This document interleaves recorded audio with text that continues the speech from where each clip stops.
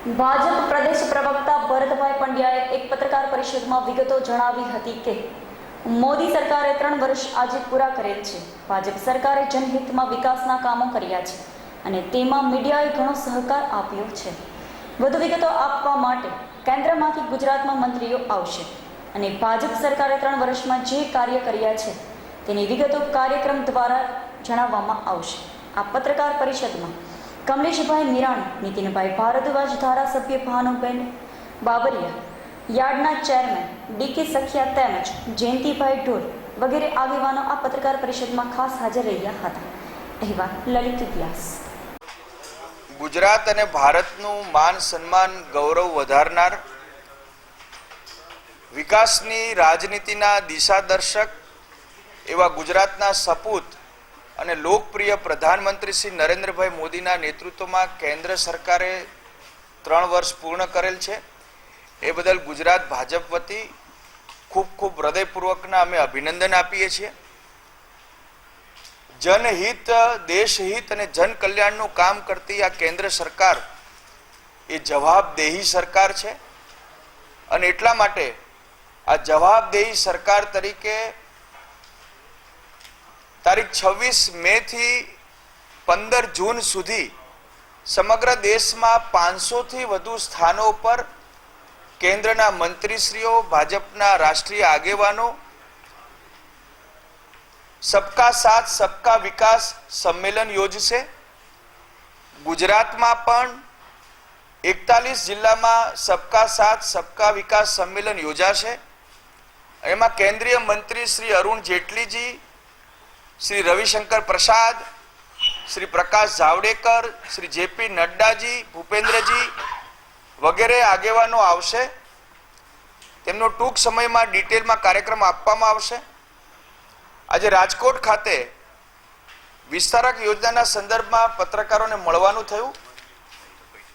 28 મે એટલે કે વીર સાવરકર જન્મ જયંતિથી 5 જૂન પરમ પૂજ્ય ગુરુજીના પુણ્યતિથિ સુધીમાં 9 દિવસ માટે ગુજરાત ભાજપના 48,000 કાર્યકર્તાઓ ગુજરાતના 48,000 બૂથમાં વિસ્તારક તરીકે જશે.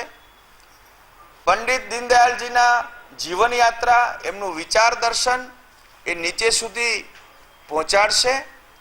આ ઉપરાંત કેન્દ્ર અને રાજ્ય સરકારની કામગીરી અને યોજનાઓની માહિતી પણ ઘરે ઘરે સંપર્ક કરીને પત્રિકા સ્વરૂપે લોકોને આપશે.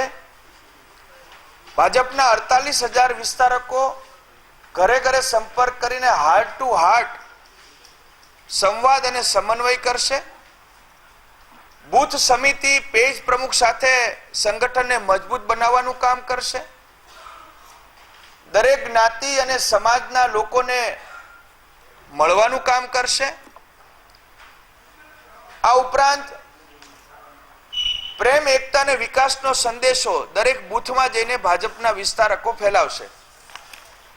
ભાજપ વિચાર આધારિત પાર્ટી છે, કાર્યકર્તા આધારિત પાર્ટી છે. ભાજપના રાષ્ટ્રીય અધ્યક્ષ પણ એક કાર્યકર્તા તરીકે ભાજપની વિસ્તારક યોજનામાં જોડાવાના છે. રાષ્ટ્રીય અધ્યક્ષ શ્રી અમિતભાઈ શાહ 31 મેના રોજ છોટાઉદેપુર જિલ્લાના છોટાઉદેપુર તાલુકાના દેવલિયા ગામે 117, 118 અને 119 બૂથમાં વિસ્તારક તરીકે જશે. રાષ્ટ્રીય મહામંત્રી અને પ્રદેશના પ્રભારી શ્રી ભૂપેન્દ્રજી યાદવ પોતે પણ તારીખ 28 મે થી 31 સુધીમાં 7 જિલ્લામાં પ્રવાસ કરશે અને 28 મેના રોજ ગાંધીનગર જિલ્લાના કલોલ તાલુકામાં છત્રાલ ગામ 46 નંબરના બૂથમાં વિસ્તારક તરીકે કામ કરશે. આ ઉપરાંત મુખ્યમંત્રી શ્રી વિજયભાઈ રૂપાણી પોતે પણ કાર્યકર્તા તરીકે વિસ્તારક તરીકે ખેડા જિલ્લાના કઠલાલ તાલુકો ફાગવેલ ગામ અને એમાં 302 અને 303 નંબરના બૂથમાં વિસ્તારક તરીકે કાર્ય કરશે. પ્રદેશના અધ્યક્ષ શ્રી જીતુભાઈ વાઘાણી વડોદરા મહાનગરના વોર્ડ નંબર 2 ના 5મા નંબરના બૂથમાં પોતે વિસ્તારક તરીકે જશે. આમ રૂબરૂ ઘરે ઘરે હાર્ટ ટુ હાર્ટ સંપર્ક કરશે અને સોશિયલ મીડિયાના સંદર્ભમાં જે તે બૂથમાં 50 થી 100 નંબર સુધી મેળવીને અને નેટ ટુ નેટ બંને સરકારની યોજનાઓ અને ભાજપના વિચારો પહોંચાડવાનું કામ પણ અમે કરવાના છીએ. ગઈકાલે જ રાષ્ટ્રીય અધ્યક્ષ અમિતભાઈ શાહે મુખ્યમંત્રી શ્રી વિજયભાઈ રૂપાણીની આગેવાનીમાં ચૂંટણી લડાશે એવી જાહેરાત કરી છે. હું સેવા સેતુ જે ઐતિહાસિક યોજના છે અને જેણે હમણાં જ વ્યક્તિગત નાગરિકોની 50,07,000 થી પણ વધુ ફરિયાદોનો હકારાત્મક ઉકેલ આવ્યો છે, તે બદલ મુખ્યમંત્રી શ્રી વિજયભાઈ રૂપાણીને ખૂબ ખૂબ હૃદયપૂર્વકના અભિનંદન આપીએ છીએ. કોંગ્રેસે કાલે જે પ્રકારે મિટિંગો કરી, જે પ્રકારે નિવેદનો કર્યા અને જે પ્રકારે કોંગ્રેસના ઝઘડાઓને મીડિયા અને ભાજપવાળા ફેલાવે છે તે પ્રકારનો આક્ષેપ કર્યો, તેને હું વખોડી નાખું છું. કોંગ્રેસની સત્તા લાલસા માટેનો ઉકળાટ અને આંતરિક ઝઘડાનો કકળાટ એ ગુજરાતની જનતા મીડિયા દ્વારા જોઈ રહી છે. શું દિલ્હીમાં કોઈ નેતા બેઠક વહેલા છોડીને જતા રહે, શું મીડિયા કે ભાજપનો એમાં દોષ હતો? શું રાહુલ ગાંધી સાથે ગ્રુપમાં ફોટો ન પડાવો એ મીડિયા કે ભાજપનો એમાં હાથ હતો?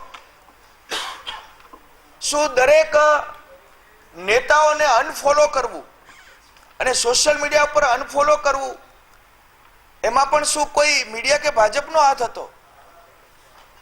કોંગ્રેસના પોસ્ટરમાં કોઈ નેતાનો ફોટો હટાવી દેવો અને છતાં પણ જો મીડિયા અને ભાજપ ઉપર આક્ષેપ કરવો એ વ્યાજબી નથી.